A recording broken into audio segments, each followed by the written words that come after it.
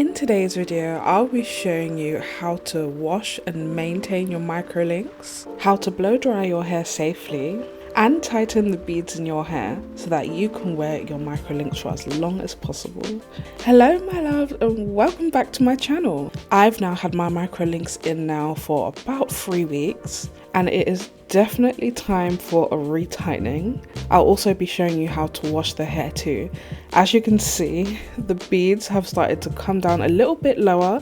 This is because of regrowth. First of all, you want to start by detangling your hair. And you want to make sure that you're using a very delicate brush.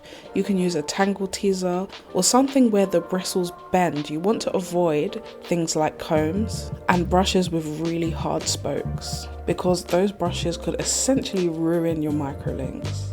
I'm using a brush by Tangle Teaser. It is their blowout brush and I will leave the information on this brush down below. You also want to make sure that you're starting from the bottom and working your way up. And you should be using that technique every single time you brush your microlinks.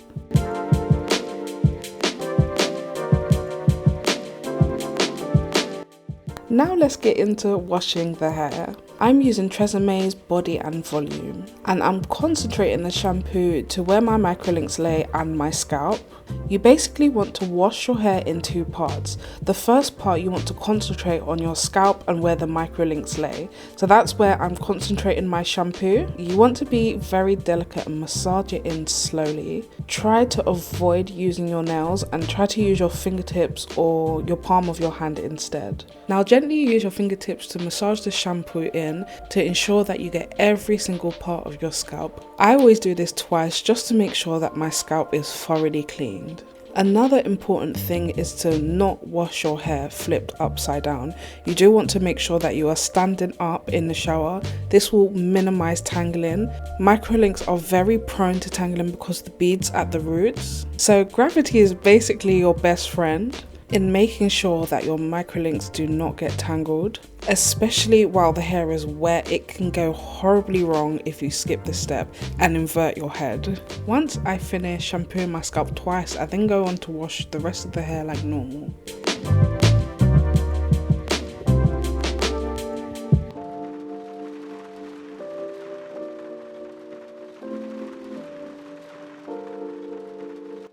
While the hair is wet, you essentially want to make sure that your hair is always in a low ponytail. The roots of my hair are facing downwards, but I clipped up the rest just to keep it out the way. And then I put a hair towel on just to make sure we limit movement. This is the 4th time that I've washed my microlinks, and as you can see, they have slipped down a little bit, but I definitely think that's not bad for 3 weeks.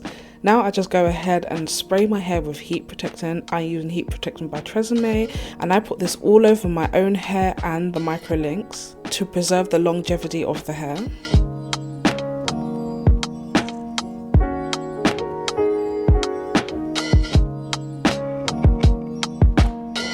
Then I'm going in with Olaplex number 6 and I'm only putting this on my own hair because this stuff is expensive. You don't have to use this specific conditioner, but I do. You can use anything that you would use in your own hair. Whatever works for you is good, just continue using that.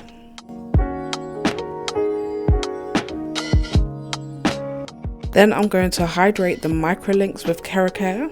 And I find that this stuff is great. It keeps the hair moisturized without weighing it down. And to blow dry the hair, we're going to use an even softer brush.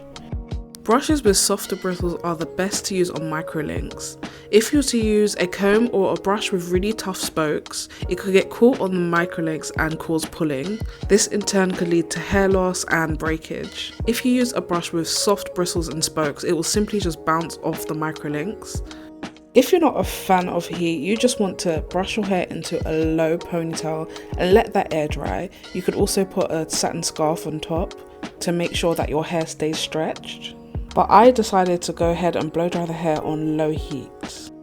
The easiest way to blow dry your hair is to go section by section. Again, you really do want to take your time with this and make sure that your hair at the root is dry. And you don't want to be flipping your hair left and right. You want to do it very slowly, very carefully, and make sure that the microlinks are always facing downwards. Once the microlinks are dry, you can continue on as normal and wear it up or down. It's only while the hair is wet that you shouldn't invert your hair.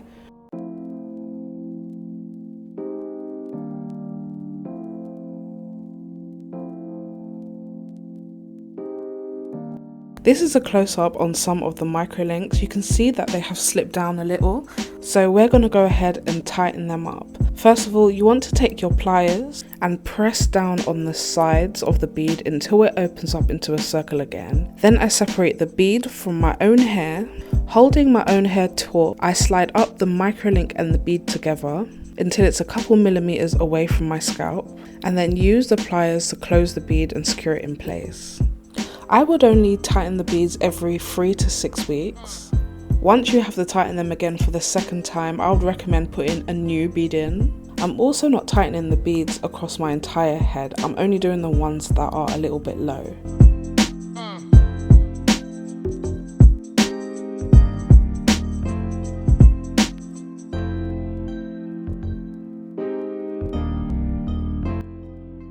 This is what the hair looked like after I flat ironed it. The hair is still shiny, bouncy, and holds curls almost like the first day that I got it. Also, the hair is so soft, and I barely have to use any products to get it that way. I'm really looking forward to wearing this hair for a lot longer to see how long it lasts. And that's how you maintain your microlinks. If you have any questions, don't hesitate to ask them down below. All the information on his hair will be down in the description box below, and I'll see you in the next video. Bye!